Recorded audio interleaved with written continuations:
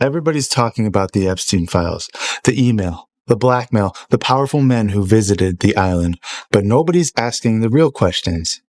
The questions like, what was that temple on Little St. James Island used for? Was there really a tunnel underneath it that went deep into the mountains? People are talking about emails, flight logs, and names connected to Jeffrey Epstein.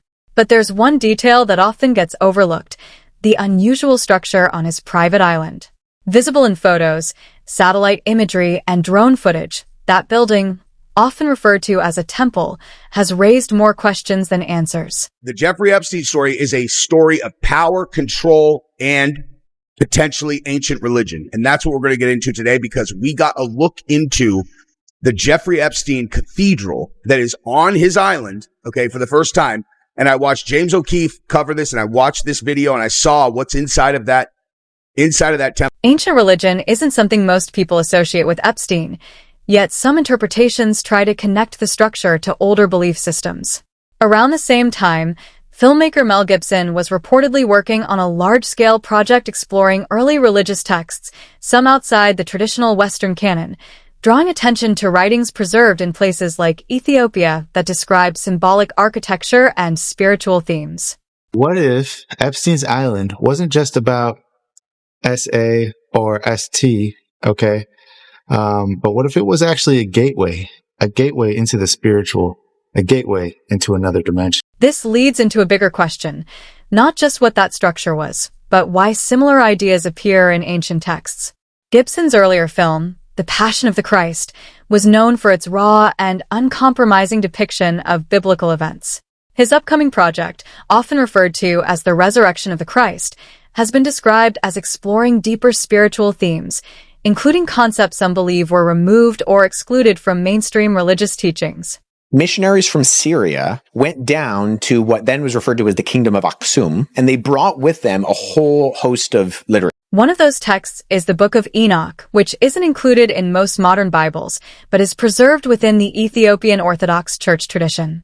These writings describe beings known as watchers and include symbolic interpretations of knowledge, morality, and human behavior, ideas that have been debated for centuries. Places is what they were called in the Bible, and they were considered thin. The veil between our world and the other world was considered thinner the higher you get.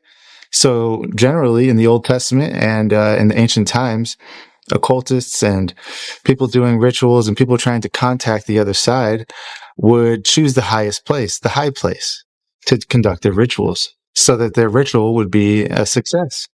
These locations where the barrier between the physical and the spiritual was weak. Some interpretations of these texts mention high places as symbolic locations tied to spiritual practices. Observers have pointed out that Epstein's structure was built on elevated ground, which has led to speculation, but there is no verified evidence confirming any religious or ritual use of the building. Found that Epstein's temple most closely resembles this building in Aleppo, Syria, a bathhouse constructed in the year 1384 by a Muslim dynasty. There are obvious similarities, such as the gold dome roof. It's identical. It's identical. Okay. Like that is an identical recreation of that bathhouse. And, from the 1300s, right? So we are establishing that this is a group of people who are laser focused on ancient religion. Details like the dome structure and design elements have been analyzed through different lenses, including religious symbolism. In ancient traditions, domes sometimes represented the heavens or cosmic order, but applying those meanings to modern structures remains speculative. That exact design, it appears, and it was been featured on Phoenician temples that were dedicated to Moloch, the demon who demanded child sacrifice. That's right, Moloch, the Old Testament god. You think it's a coincidence that Epstein had that on his temple too? I don't. I think it was purposeful. Other visual elements, like color patterns, have also been interpreted symbolically. However, without confirmed intent from the builders, these interpretations remain theories rather than established facts. These colors, that pattern, okay, it matches temples that were found all over Mesopotamia. Okay, specifically temples that were dedicated to Ishtar. Ishtar was the goddess of what? That's right. If you know, I can't really say it here, but what it represents. Okay. It's also the goddess of war. It's a combination of what Epstein was doing and a war. That's what she represents. And in the Bible, she's known as Astaroth, one of the demonic entities that the Israelites were forbidden to worship. Claims linking symbols on the structure to ancient deities or mythological figures have circulated online, but again, there is no verified documentation confirming these connections. On the ground, there were two more statues that resemble centaurs, one holding a trident. We believe that those statues are what you actually see here. At the time of this video's capture, they appear to have been moved from the temple to a sheltered area for storage. The statues depict sea creatures from Greek mythology called ichthyocentaurs. They had a human upper body, the forelegs of a horse, and a fish-like tail. Their names were Aphros, meaning sea foam, and Bythos, meaning the depths of. Some discussions go further, connecting the location and layout to broader symbolic ideas like the abyss or spiritual boundaries. These ideas come from ancient cosmology, but applying them directly to Epstein's island is interpretive rather than evidence-based. The entrance, it faces magnetic north. In ritual magic, directional alignment, it really does matter. Because north, in occult theology, it represents the void, the abyss, the dwelling place of demonic entities. And that's occult cosmology, and that's across the board. By facing the door towards the abyss, is he summoning entities to come into that place? Inside the building, reports mentioned decorative elements like a ceiling with zodiac imagery. While astrology has historical roots in many cultures, its presence in decor doesn't confirm ritual activity. It can also simply be aesthetic.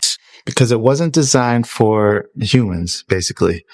It was designed, in my opinion, for something else, something darker, something far more sinister. The fact that doors were reportedly locked from the outside has raised questions, but without official findings confirming purpose or use, it remains unclear what that detail actually means.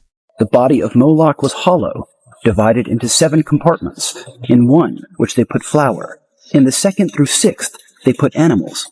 And in the 7th, a child, which were all burned together by heating the statue inside. References to ancient practices involving deities like Moloch come from historical texts, but historians continue to debate how literal or exaggerated those accounts were. French-led excavations at Carthage found some 20,000 burials containing cremated infant and animal bones kept in urns, inscribed with dedications to Baal and the Phoenician theonym for Moloch. Archaeological discoveries, such as those in Carthage, have provided evidence of ancient rituals, but connecting those directly to modern individuals or locations requires caution and strong evidence, which is currently lacking. They discovered long genealogical pedigrees, signifying noble families, with one lineage stretching back 16 generations, suggesting the ritual was, quote, an elite practice. The University of Oxford published a study of the findings, concluding the Greek and Roman accounts were true, and not, as modern scholars believed, propaganda. They also reaffirmed previous analyses that because the ritual was so expensive, only the wealthiest and most powerful in Carthage could have practiced it. The cult of Moloch was real, an unspeakable evil carried out by wealthy humans while their society was flourishing. What remains central to the Epstein case is not ancient history, but modern accountability, who is involved, what happened, and what evidence exists.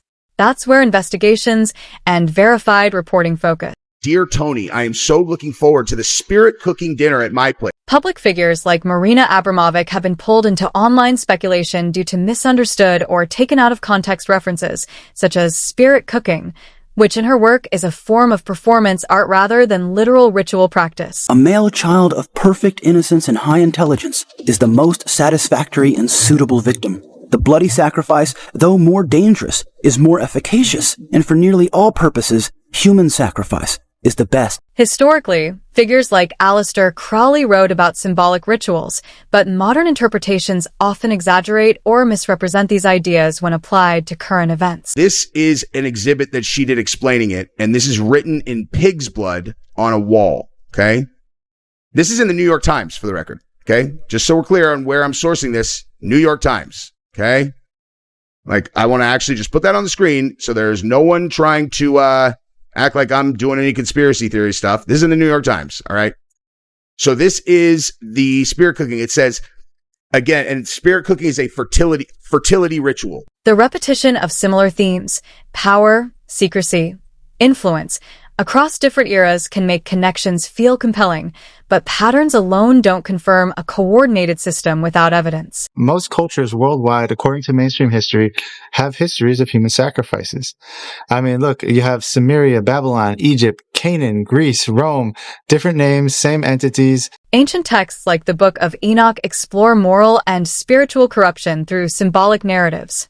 Whether taken literally or metaphorically, they've influenced religious thought for centuries. Ephesians 6:12 says that we wrestle not against flesh and blood, but against principalities, against the powers, against the rulers of the darkness of this world, against spiritual wickedness in high places. The phrase spiritual wickedness in high places reflects a broader idea about power and corruption, but it's often used metaphorically rather than as proof of organized hidden systems. According to some people, survivors say that they heard weird things at night. They heard things like chanting. They heard strange music that didn't sound quite right, like it wasn't really coming from anywhere.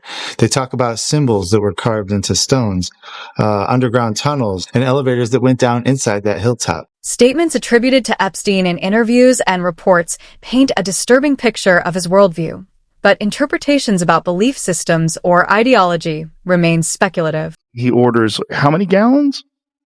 6 55-gallon containers full of sulfuric acid. Jesus Christ. What is confirmed is that Epstein attempted to destroy evidence before his arrest, including reports about materials ordered after investigations began, highlighting the importance of verified facts over speculation. They participated in something. Why would they visit that? You know, is it like Bohemian Grove, but on steroids? Bohemian Grove is more of the playful aspect of it, and this is the real deal? Maybe. So they went to the island. All these people, all these bigwigs went to the island. They participated in something, and then they became compromised. Okay? They were able to be controlled. And who was controlling them? And who was using blackmail? Who was it? Was it Epstein himself? Or was there something behind Epstein that was pulling the strings of this whole? In the end, the real question isn't about ancient systems. It's about modern accountability. Investigations into Epstein revealed networks of influence and abuse, but separating fact from speculation is critical if people actually want the truth.